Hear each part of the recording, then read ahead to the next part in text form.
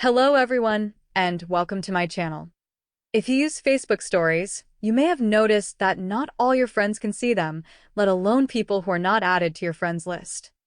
If you want your story to be visible to everyone, even those who are not your friends, but you are not sure how to set it up, you are in the right place.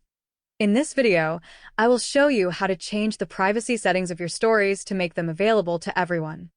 The process is simple and takes only a few seconds. First, open the Facebook app on your device. Then, in the upper right corner of the screen, click on the three horizontal lines below the messenger icon. After that, tap the gear icon next to the search bar to open the settings.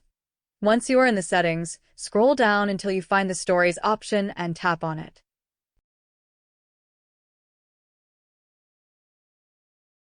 Then select the option Who can see your stories. Here you will see several options. To allow everyone to see your stories, choose Public. Click on the Save option at the bottom of the screen to save the changes. Then confirm again by clicking Save.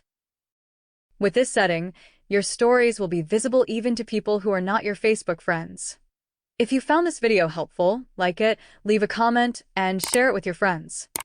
Also, subscribe to the channel because more useful tutorials are coming soon.